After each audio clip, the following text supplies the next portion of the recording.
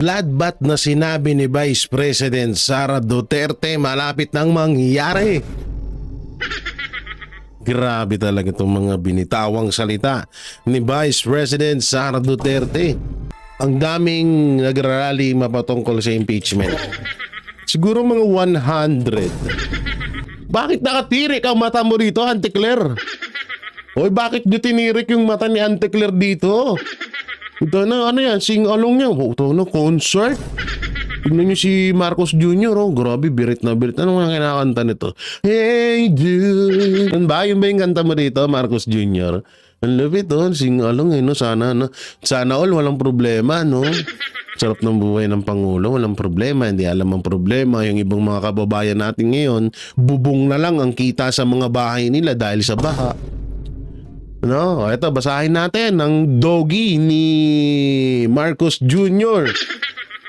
Kung si Vice President Sara Duterte ay may julalay, eto naman si Marcos Jr. ay may palalay. Ang Pangulo po ay aksyon.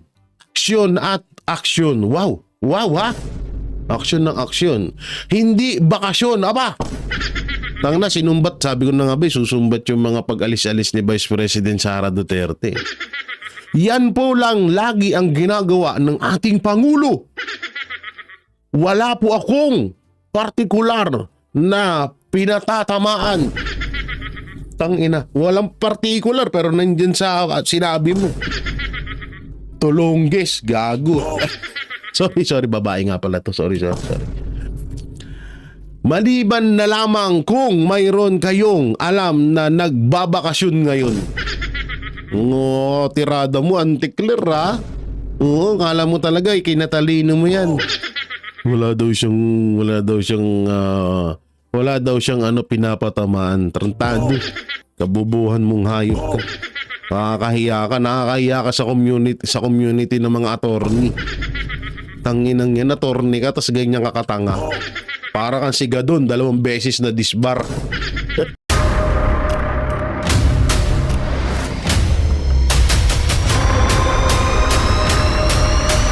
Bago tayo mag-umpisa, baka pwede nyong i-like ang video na to. Malaking bagay ang like sa aming mga content creators. Maraming salamat po.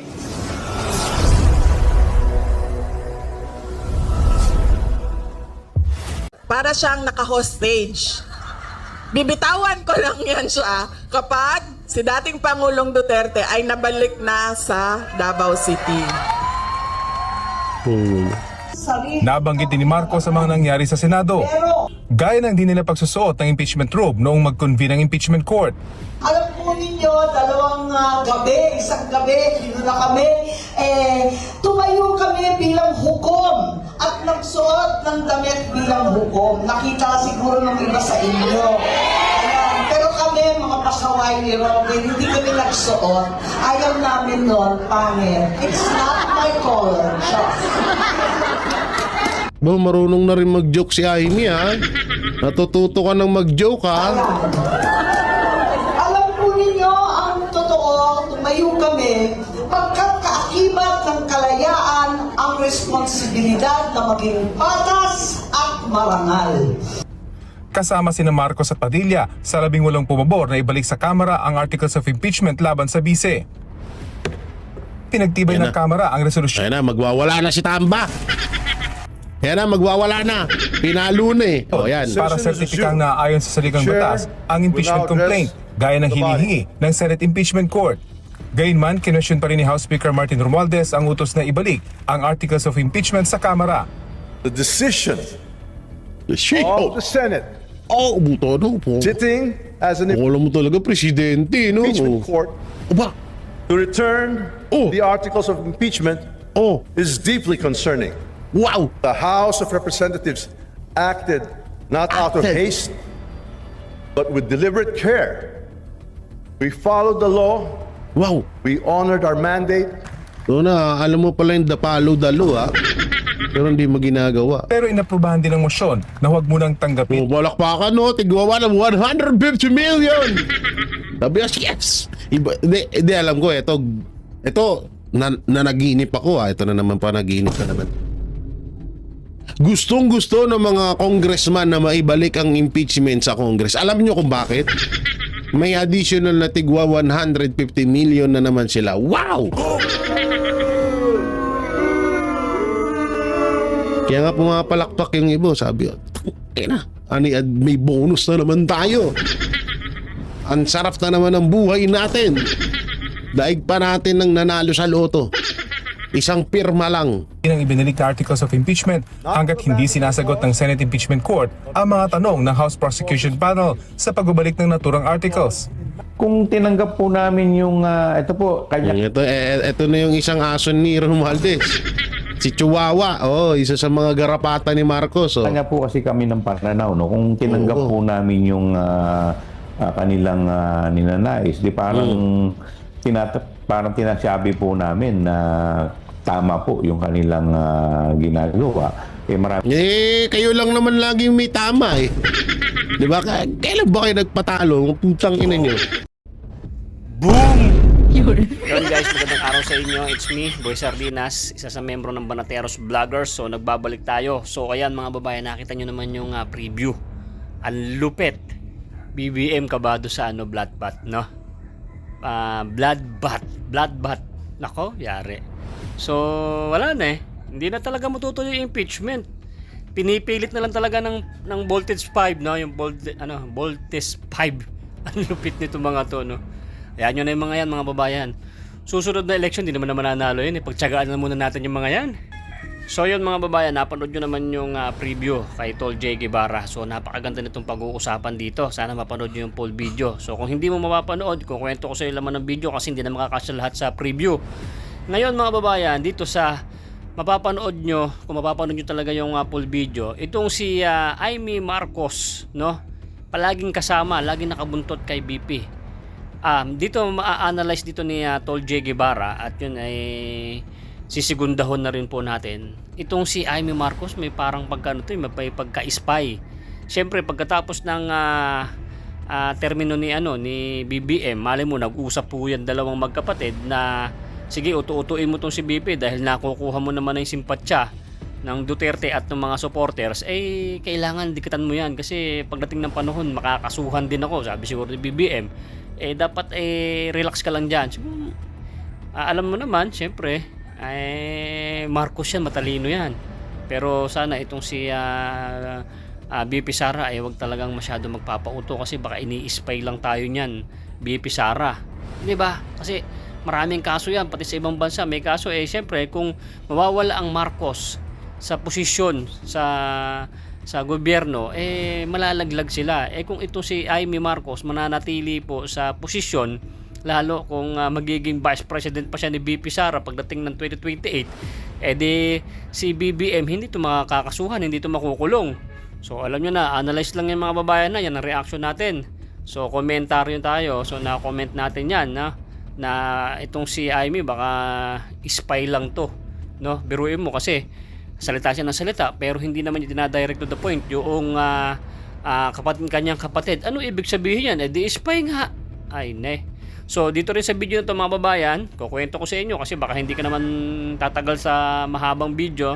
So dito, napag-usapan din dito yung mga bayarang pare at madre na talaga naman napahiya, no? Sila sama ng sama sa mga rally pero wala naman din nangyari, o di ba? Ano yung sabihin? Di bayaran. Anak ng weteng naman, pati ba naman mga pare at madre nagpapabayad pa. My God, I hate scammers. Nako, so ayan, kayo na mag-analyze yun mga babayan. Marami nang galit sa mga pare saka sa mga madre. Sila din ay ako sumusuporta sa impeachment. Ano ba kinalaman niyo dun sa confidential fund? No, bakit kayo nagtsatsaga niya sa init at nagkatsaga kayo na magdarali na si BP ay ma-impeach? My God, dapat simbahan na lang asikasuhin yun, hindi na kayo nakikisali sa politiko. My God, may God pa kayo. Yung iba dyan, ginagamit yung simbahan para makapamulitiko, para magkapera, para mabayaran. O, di ba? Ito naman si Auntie Claire. O, napanood nyo naman yung preview.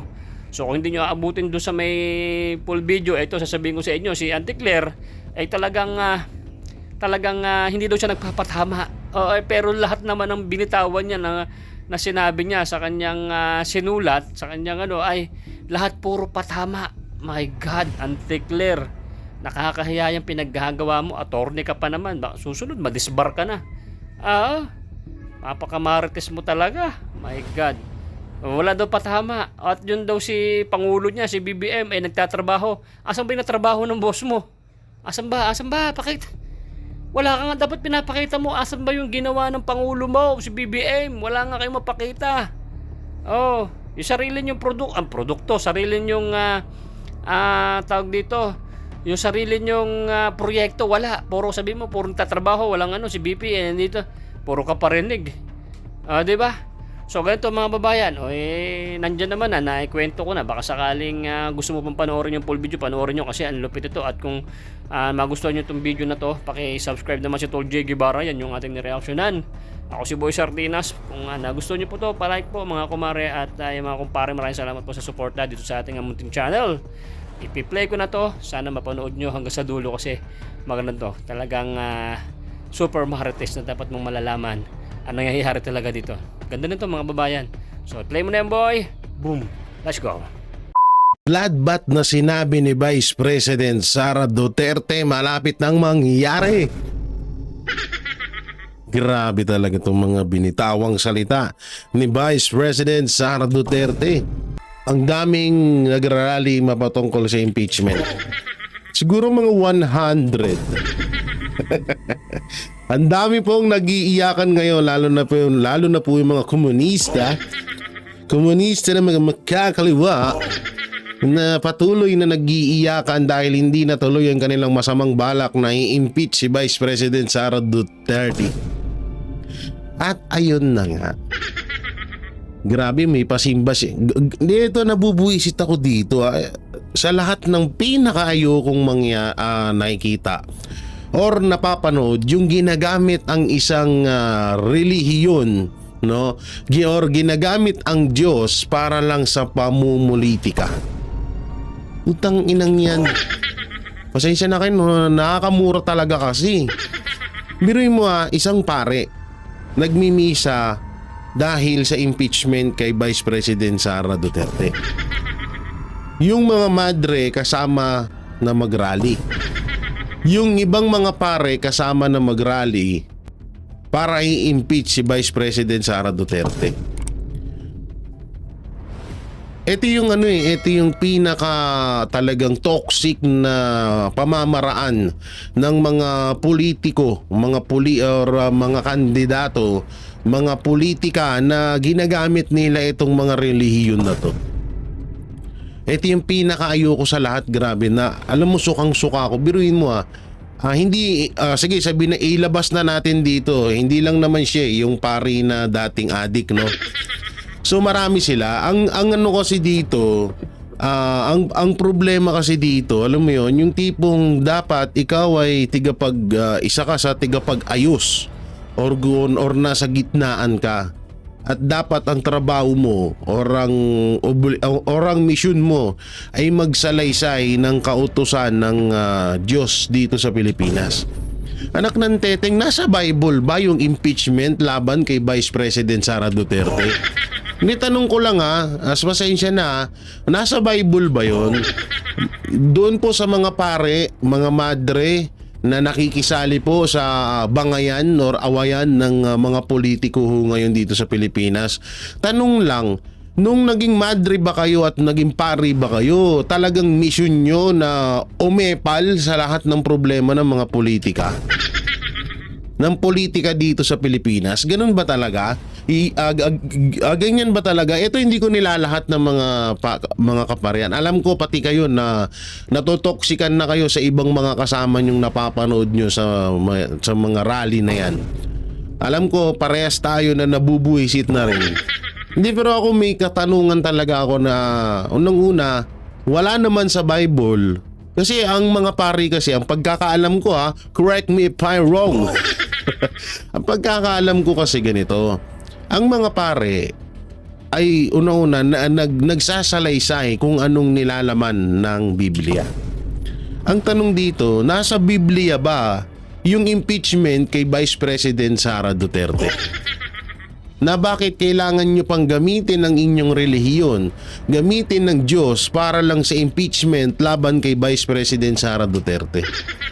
Sobrang sobrang toxic, putang ina. Hindi pa kayo magkamatay, mga hayop kayo.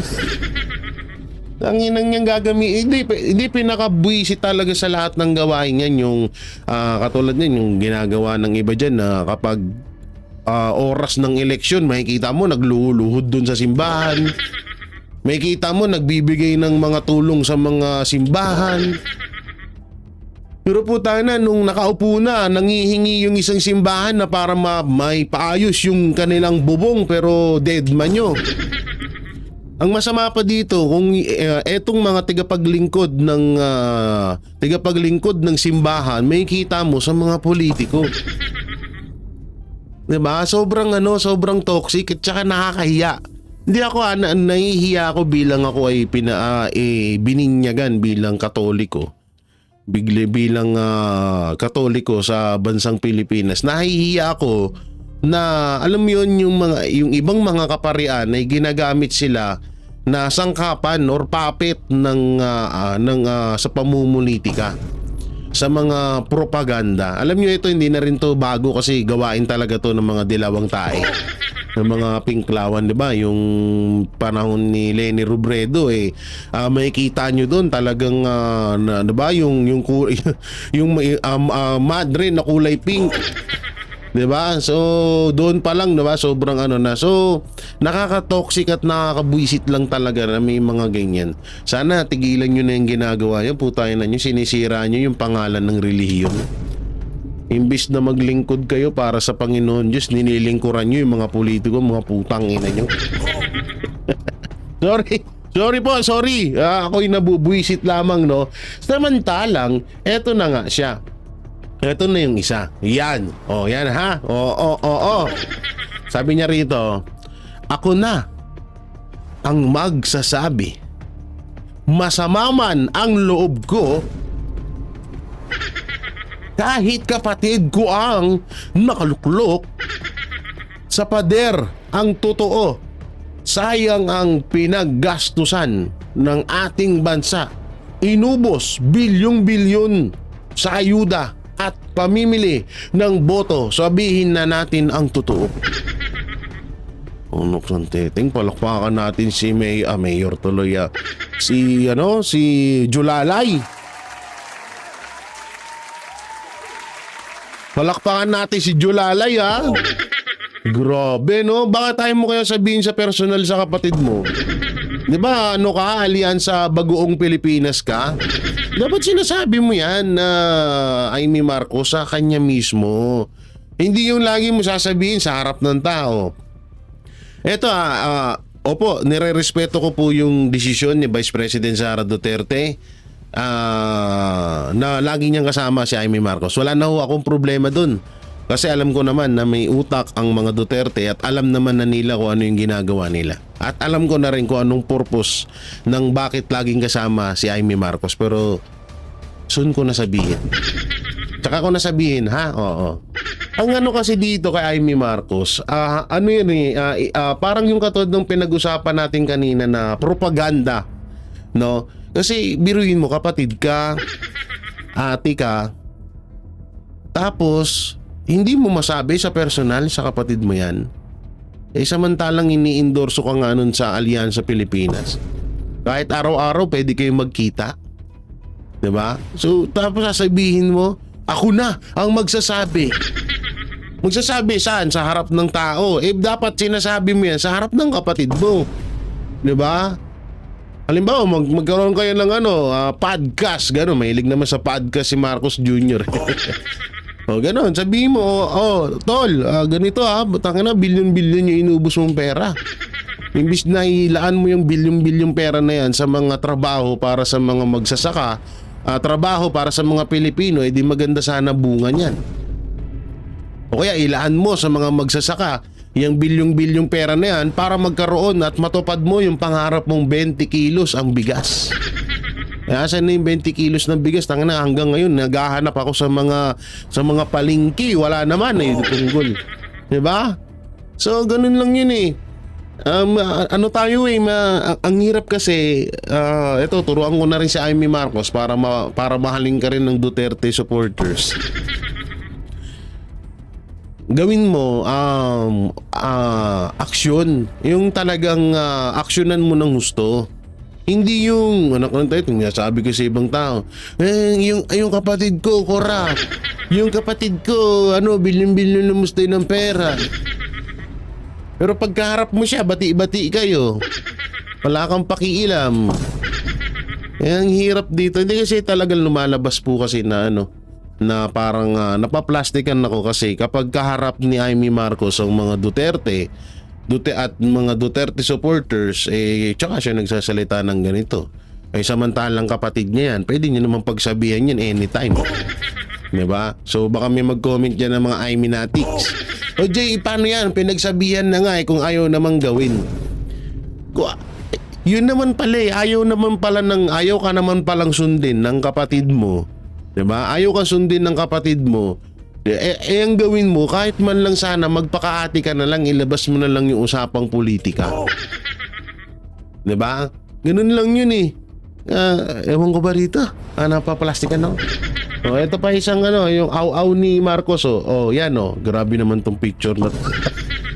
Bakit nakatirik ang mata mo rito, Auntie Claire? Bakit nyo tinirik yung mata ni Auntie Claire dito?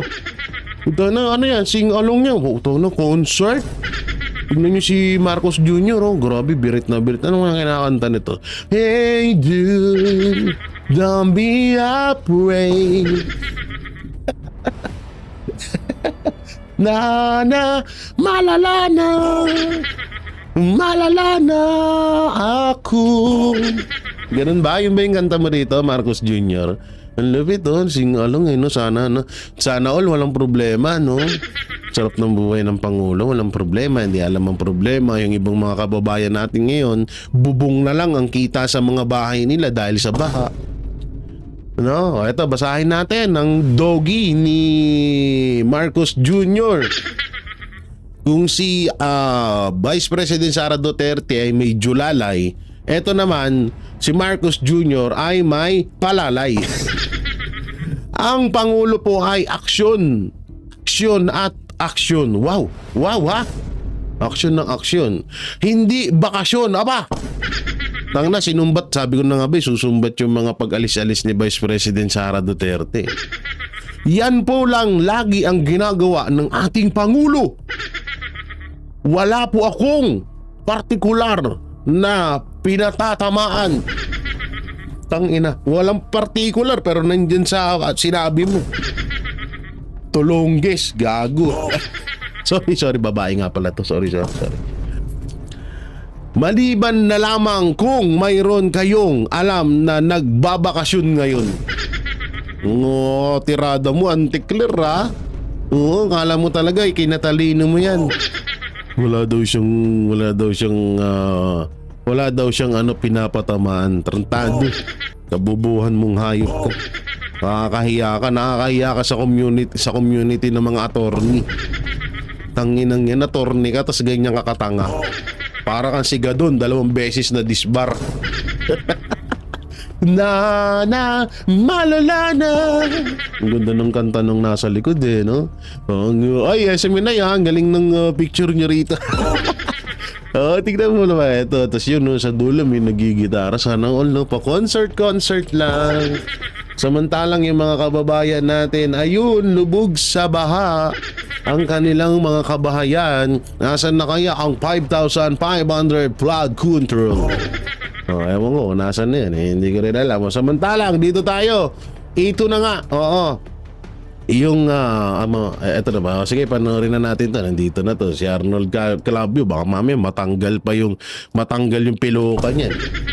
Mahirap matanggal ang piloka niyan. Makikita niyo yung panochi niyan sa uluhan, sa harapan, ha? Mahirap na. Baka biglang tumikwas yan, magulat tayo kung ano yung lumabas. Baka may alien sa loob. Kasama ni Vice President Sara Duterte sa isang Independence Day event sa Malaysia kahapon sina Senator Amy Marcos at Robin Padilla. Ngayon, Doon nagbitaw ng maanghang na salita ang bise laban sa mga umaatake raw sa kanya kaugnay sa impeachment proceedings. May unang balita si Rafi Tima. Ano yan?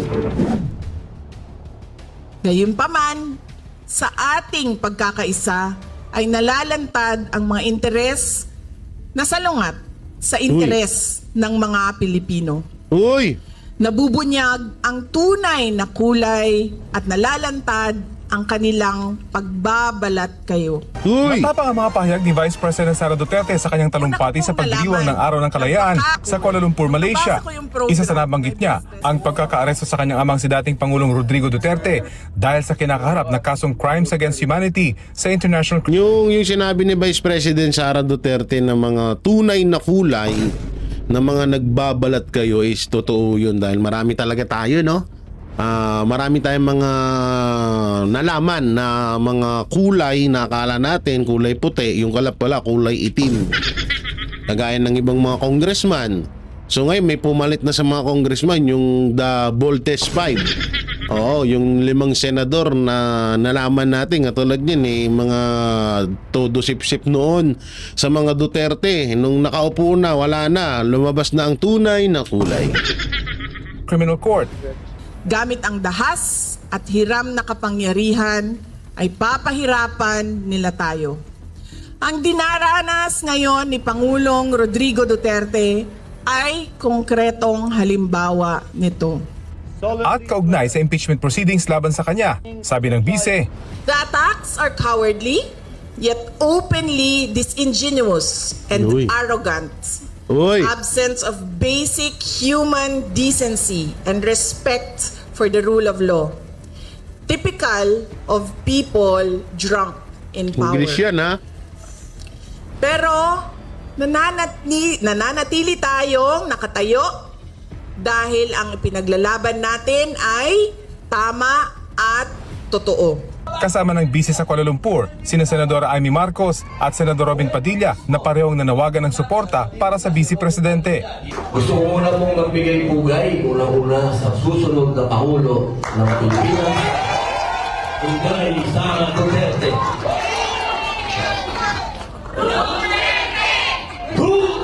No, sabi na Amy Marcos, ako ang Vice President mo.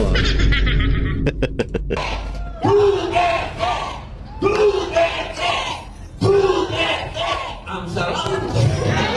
Kapag sinisigaw niya, lalo ako tumatapang eh. At higit sa lahat ang ating pinakamamahal TV, Inday Sara Duterte.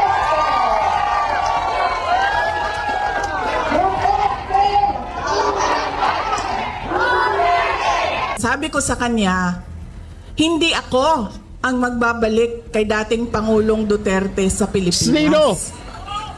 Dahil ang kapatid mo ang nagpadala sa kanya sa Hague, ikaw ang magbabalik sa kanya sa Pilipinas.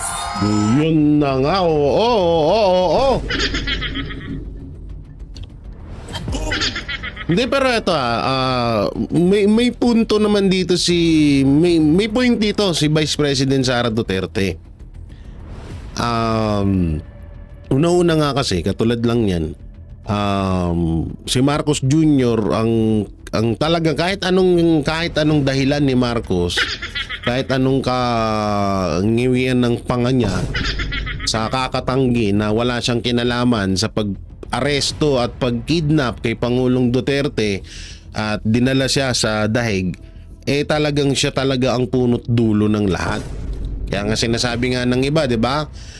Kung ikaw pinigilan mo yung pangyayaring yun, wala sana si Pangulong Duterte doon. Dahil ikaw nga ang pangulo ng bansa, so ikaw ang may hawak ng pinakaalas at pinakamalakas na kapangyarihan dito sa bansang Pilipinas.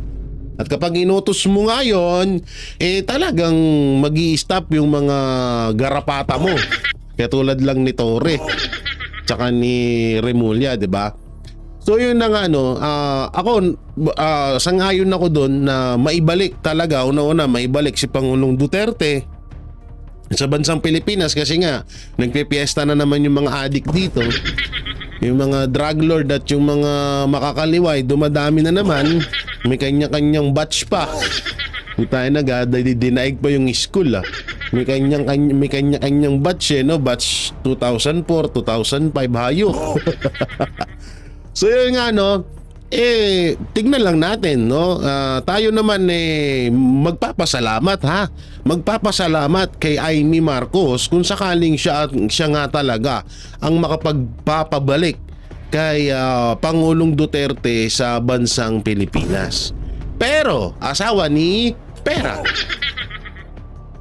Hindi porket ganun ay iboboto na natin siya kung sakali man na siya ang maging tandem ni Vice President Sara Duterte sa darating na 2028 presidential election. Ha? Hindi pa rin po ano yun na eto, sarili ko po opinion, bahala po kayo, hindi ko kayo tinuturuan, ha. May mga sariling utak kayo, oo. Ako ay nagbibigay opinion lamang. Ngayon, kung ganun nga mangyari, sobra po akong magpapasalamat kay Amy Marcos at papalakpakan ko siya. Papalakpakan ko po siya sa gagawin niyang yan. No? Pero, asawa ni pera, hindi niya pa rin makukuha ang boto ko. Mahirap kasi ito yun, ha. Pwede kasing ito ay palabas lamang ng magkapatid na Marcos para hindi sila mawala sa kasaysayan ng politika ng Pilipinas or sa gobyerno. Kasi alam naman na ni Marcos na kapag tapos na yung kanyang termino at alam niya naman, kaya nga todo nakaw sila ngayon, di ba? Todo kulimbat sila ng pera ng kaban ng bayan.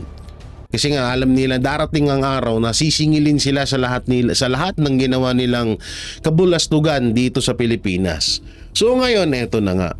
Pwedeng eto kasi ay isa lamang setup ng magkapatid na Marcos na Amy, ganito gawin mo. Total, malapit ka naman sa mga Duterte at unti-unti mo naman nauuto. Ay hindi. Unti-unti ka naman ng tinatanggap ng supporters ng mga Duterte. Siguro sa mga 100%, mga 5%. Ngayon, geto gawin natin. Ikaw ang magpapauwi kay Pangulong Duterte para kapag tumakbo si Vice President Sara Duterte sa darating na 2028 presidential election, kahit papano may lakas pa rin tayo. May lakas pa rin tayo na pwede mo pa rin mapagtanggol ang pamilya natin. Alam naman ninyo, 'di ba, mga banateros, na nasandamakmak ang kaso ng mga Marcos.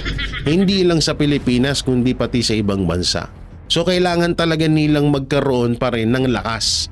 Kailangan pa rin nilang magkaroon ng malakas na impluwensya, lalong-lalo na sa gobyerno. Talagang kailangan nila yun para hindi, kasi talagang sisingilin sila sa lahat ng nangyayari. Hindi lang ngayon, kundi noon pa. Eto, nakikita ko na set up to ng magkapatid. Ngayon, ayun nga sinasabi ko, kung mapauwi ni Amy Marcos si Pangulong Duterte sa Pilipinas, papalakpakan natin. Magpapasalamat tayo sa kanya, pero hindi dahil doon na ibuboto natin siya, no? Baka sabihin, Jay, di ba sapat na napauwi niya si Pangulong Duterte? Kaya nga sinasabi ko nga sa inyo, mga banateros, mga kabiyaya, na pwede kasi ding set up to. Pwedeng set up na kumampi ka sa mga Duterte para hindi tayo mawala sa industriya ng politikang Pilipinas. Kasi ilang taon nang sumubok itong magkapatid na to na maging Vice President at maging Presidente ng Pilipinas. So nakabalik lang sila sa pamamagitan ng mga Duterte. So yan ang pinakamagandang naging setup nila para hindi sila mawala. Dahil alam naman din ni Amy Marcos na tulonggis yung kapatid niya. At alam ni Amy, kaya nga eto, naniniwala ako na magkaaway si Romualdez at si Lisa Araneta Marcos, na magkaaway etong si Amy Marcos at etong magpinsan na si Lisa at Romualdez. Siyempre magkakampiyan Araneta at saka Romualdez. Naniniwala ho ako doon na magkaaway talaga sila, no? Na kaaway nila Lisa at Romualdez si Amy Marcos. Naniniwala ako doon. Pero yun nga, no, syempre, nag-iisa na lang. Ilan pa ba sila magkapatid? Hindi ko kasi update. Ang kilala ko lang itong dalawa, itong dalawang magkapatid na to eh. So yun yung iniiwasan nila na mangyari. No, kasi nga marami talagang pwedeng ano diyan na talagang pwedeng set up lang talaga tong ginagawa ni Amy Marcos. At ang kinaganda rito, alam niyan ni Vice President Sara Duterte. Hindi na mauuto or hindi na tawag dito. Hindi na siguro ngayon para sa akin sinasakyan ni VP Sara si Amy Marcos or ginagawa niyang tuta laban sa kanyang kapatid. So napakasakit nun kasi nga ginagamit ni Vice President Sara Duterte si Amy Marcos para ilaban sa kanyang kapatid. So ibig sabihin Marcos versus Marcos. Additional na lang yung Duterte. Okay, tuloy. Para siyang naka-hostage. Bibitawan ko lang yan siya kapag si dating Pangulong Duterte ay nabalik na sa Davao City. Nabanggit din ni Marcos ang mga nangyari sa Senado. Gaya ng di nila pagsusuot ng impeachment robe noong mag-convene ang impeachment court. Alam po ninyo, isang gabi, kinuna kami, tumayo kami bilang hukom at nagsuot ng damit bilang hukom. Nakita siguro ng iba sa inyo. Ayan. Pero kami, mga pasaway ni Robin, hindi kami nagsuot. Ayaw namin nun, pangit. It's not my color. Marunong na rin mag-joke si Amy ha. Natututo ka ng mag-joke ha. Alam po ninyo, ang totoo, tumayo kami, pagkat kaakibat ng kalayaan ang responsibilidad na maging patas at marangal. Kasama sina Marcos at Padilla sa 18 pumabor na ibalik sa Kamara ang articles of impeachment laban sa bise. Pinagtibay ng Kamara ang resolusyon. Ayan na, magwawala na si Tamba. Ayan na, magwawala na. Pinalo na eh. O yan. Para sertipikang na ayon sa saligang batas ang impeachment complaint gaya ng hinihingi ng Senate Impeachment Court. Gayunman, kinwestiyon pa rin ni House Speaker Martin Romualdez ang utos na ibalik ang articles of impeachment sa Kamara. The decision Oh, of the Senate buto no po. sitting as an Wala mo talaga presidente, no? impeachment court Oba. to return the articles of impeachment Oh, is deeply concerning. wow. The House of Representatives acted not out of haste, but with deliberate care. We followed the law. Wow. We honored our mandate. So na, alam mo pala yung dapalo-dalo ha. Pero hindi mo ginagawa. Pero inaprubahan din ang motion na huwag munang tanggapin. Balakpakan no, tigwawa ng 150 million. Sabi niya, yes. Hindi, alam ko, ito nanaginip ako ha. Ito na naman pa, naginip ka naman. Gustong-gusto ng mga congressman na maibalik ang impeachment sa Congress. Alam niyo kung bakit? May additional na tigwa 150 million na naman sila. Wow! Kaya nga pumapalakpak yung ibo, sabi ko, may bonus na naman tayo. Ang sarap na naman ng buhay natin. Daig pa natin ng nanalo sa loto. Isang pirma lang. Ang ibinalik na articles of impeachment hanggat hindi sinasagot ng Senate Impeachment Court ang mga tanong ng House Prosecution Panel sa pagbabalik ng naturang articles. Kung tinanggap po namin yung, ito po, kanya Ito na yung isang aso ni Romualdez.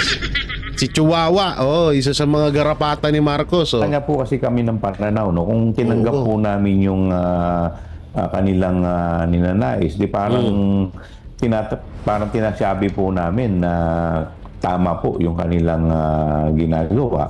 Marami kayo lang naman lagi may tama eh. Di ba? Kailan ba kayo nagpatalo? Putang ina nyo. po sa amin ang hindi po naniniwala at ang iba po sa amin ang paningin ay ito po ay unconstitutional dahil ito po ay wala naman po sa rules. Puta na. Unconstitutional. Ano daw? Anak ng teteng, 3 beses na kayong lumabag sa constitutional. Hindi ko mabigkas siya. Unconstitutional. 3 beses na kayong lumabag. Sige na, huwag na natin banggitin yun. 3 beses na kayo lumabag. Dapat nga, parang paulit-ulit tayo mga putang na. Basta, eto na lang masasabi ko mga banateros. Ilang beses silang lumabag sa batas doon sa impeachment kay Vice President Sara Duterte. Ito sasabihin mo, unconstitutional. Hindi ko mabanggit, putang ina. Constitutional. Unconstitutional. Hayop ka, tsuwa. Nagbubulol ako sa'yo, punyeta ka. We shall comply with the requirements of the impeachment court, not to abandon our cause, but to ensure Presidente yung the gana process pa. continues. Itong ina, pila-pila, Because hayop. matters of truth and accountability, the House does Pila-pila. not back down. Wow! Itong may back down. May pag ganun pa no? Oo, tinan mo. Itong ina, pil-pil. Akala mo Prime Minister Akala mo Prime Minister ang hayop. Hindi rin muna ipinadala sa Senado ang certification ng Kamara dahil pag-uusapan pa Wait ito. lang, ba't parang may nakita ako? Wait lang ha. Balik natin konti. Ayun no. Bakit ang lungkot mo, Kembo? Ang lungkot ni Hermes Kembo Sabi niya, si Kimbo nasa dulo. Hindi yan si Castro. Castro. Hindi pa. Ang lungkot ni Hermes Kimbo. Ba't hindi ka pumapalakpak, Hermes Kimbo? Sabi ni Hermes Kimbo, paano ako papalakpak sa'yo? Puta na, hindi mo ko pinanalo. Pagkatapos kong magmukhang tanga sa taong bayan sa buong Pilipinas, hindi mo ko pinanalo. Ang lungkot Kawawa naman. Muna ipinadala sa Senado ang certification ng Kamara dahil pag-uusapan pa ito ng House Prosecution Panel. It was decided by the House leadership that the Secretary General can issue the certification for maybe for everyone's appeasement, but it does not necessarily mean that we will transmit such certification to the Senate. Yun po ang aming stand. Wala po silang authority to remand the Bigay na lahat ng articles of authority. impeachment. Ayos kayo. It's not under the Constitution that they can Constitution return na or naman. remand the articles of impeachment. Hindi naman malinaw pa kung anong magiging aksyon ng Kamara sa ikalawang hinihingi ng impeachment court. Ang paglilinaw ng papasok na 20th Congress kung interesado pa itong ituloy ang impeachment complaint. Gate ni Senate President Chis Escudero, dapat igalang at sundin ng Kamara ang pasya ng impeachment court. Dapat din daw tumugon ng bise sa summons. Tanging Korte Suprema lang daw ang pwedeng magsabi kung unconstitutional o hindi ang kanilang ginawa. Sui generis ang impeachment court. Nakalagay din yon sa rules of court. Sui generis means Hindi kasi feeling kasi ng mga congressman, porket naging congressman sila, lahat alam na nila. Kahit na wala pang sinasabi yung Korte Suprema, sasabihin nila, labog yan sa konstitusyon. Kami ang tama. Oo, dahil nasa amin ang presidente ng Pilipinas, si Martin Romualdez. sa class of its own. Pwedeng gawin ng impeachment court, anumang ninanais gawin ito ayon sa botohan. At kung may hindi man sumasang-ayon, edi malaya silang pwedeng iakyat sa Korte Suprema yan at hantayin natin magpasa ang Korte Suprema. Inaasahan ng impeachment court ang sagot ni VP Duterte sa summons sa June 23. Ang prosekusyon naman, merong hanggang June 28 para mag-reply sa tugon ng bise kung nanaisin ito. Ito ang unang balita. Yun, no? Grabe, no? Pangina si Tambaluslos, kala mo talaga Prime Minister na. Mga pagtalumpati. Ngayon lang nakita ng ganyang speaker pag nagtalumpati, kala mo. Yung feeling na siya, talagang Prime Minister. Eto na nga yung bloodbath na sinasabi ko. Eto na yung bloodbath. Tingnan natin pakinggan yung maigi. Eto na yung bloodbath. Uy, bakit ganito to? Wait lang. Dito dapat dito. Ganyan, 3, 2, 1. Ayan. Sila na nga nag-aaway ng dalawang kapulungan, yung House at saka yung Senate. Now, kung hindi tanggapin ng House, para sa akin, that was really an insult. Halip na i-dismiss ay i-remand na lang. Yun po yung naging hakbang, aksyon ng Senado kaugnay nga po doon sa articles of impeachment. Baga, ibinalik doon sa Kamara. Ngayon, nagdumating po ang motion na yan, yung ulat na yan, nakatanggap ang Kamara, ang sabi nila, hindi mo nila tatanggapin at magka-counter po sila ng clarification doon po sa ipinaparemand. Pero bago po yan, yung remand mismo, pag-remand, yung hakbang ng Senado, Attorney, wala ho ba kayong nakikitang paglabag sa batas o unconstitutional ba o legal po ang naging hakbang, aksyon ng Senado hinggil po dyan? Actually, yan ang what makes it exciting, amusing, entertaining. Alam mo, ang pinaka-bottom line dito, kasama Jade, no? Diyan makita mo yung political process ng impeachment. It's all about political dimension or political realities. Now, yung Constitution, nagsabi lang ng mga basic na mga fundamental principles. Like, for example, the power to initiate exclusively belongs to the House of Representatives. So yung pag-initiate nila, politika din yan. How they are going to initiate it, politika talaga ang pulot dulo. Now, pagdating sa Senado, the power of the Senate is the sole power to try and decide all cases of impeachment. Now, yung try and decide, malawak din yan. So, yung decision nila to remand instead to dismiss, para sa akin, that is well within that parameter. Now, sabi ni Senator Amy Marcos, PSKL, saan kalulugar? Actually, yan ang tama talaga yan. Kung pabor ka kay Vice President Sara Duterte, natuwa tayo. Dahil parang punto sa kanya yan. Kasi remand, balik doon sa House of Representatives. Iyon naman mga ayaw dyan, yung mga pro-impeachment, galit sila. Now, ito ang nakatawa. Dahil ang bloodbath, sila na ngayon mag-aaway. Yun na talaga yun. Hindi kasi, ano din talagang ang galing din talaga ng panahon. Talagang sumasang-ayon ng panahon kay Vice President Sara Duterte. Sa tingin ko, ito na rin yun, yung talagang bloodbath na sinasabi ni Vice President Sara Duterte na magsasalpukan ang Congress at ang Senado. Ang masakit lang dito dahil nag-aaksaya sila ng panahon.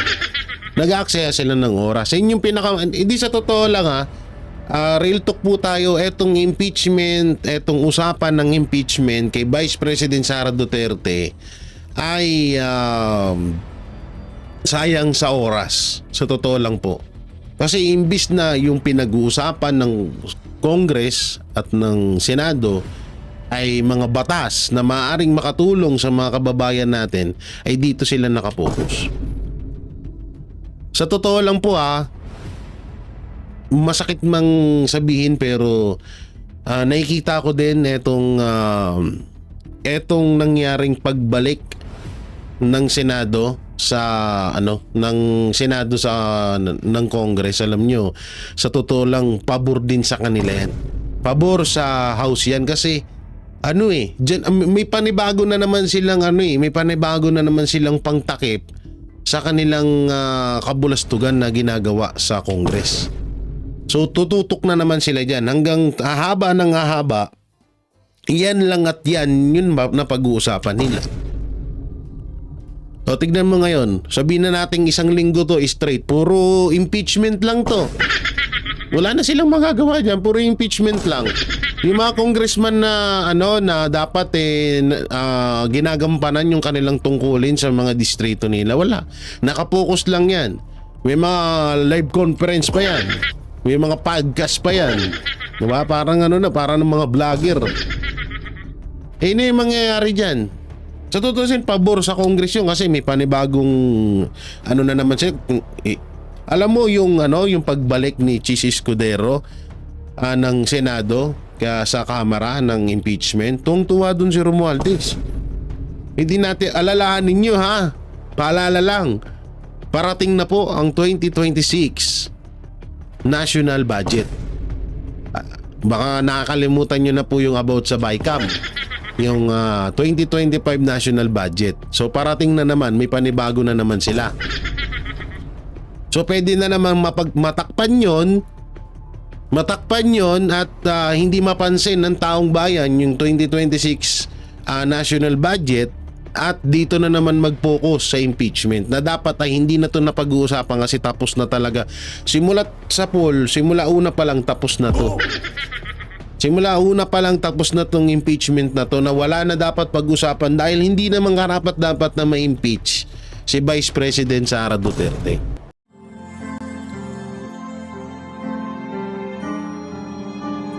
Melody ng song. Ang bayan ko'y pinagpala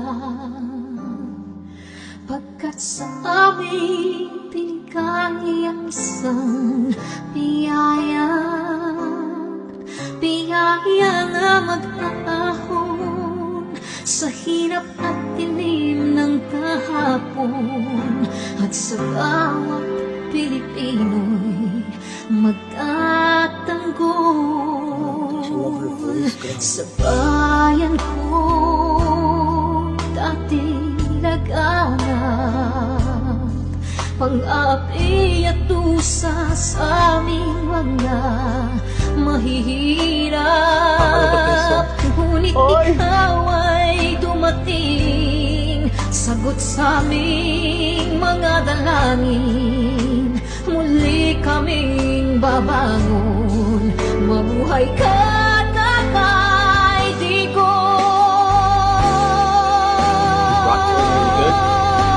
Ama maraming salamat aming mga matay minuhulat gawain ng masasamay iyong isiniwalat ikaw lang ang pag-asa naming lahat.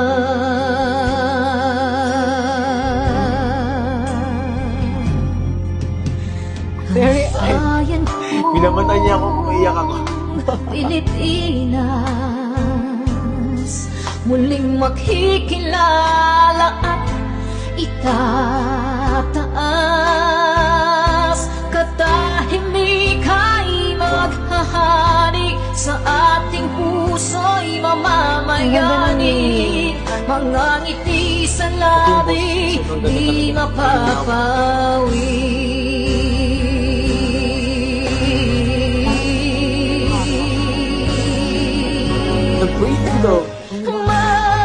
Mabuhay ka, Tatay Digong, maraming salamat. Ang malasakit sa Pilipino ay walang kasing tapat. Ika'y paglalaban ng iyong mga anak. Tunay kang biyaya sa bansang Pilipinas.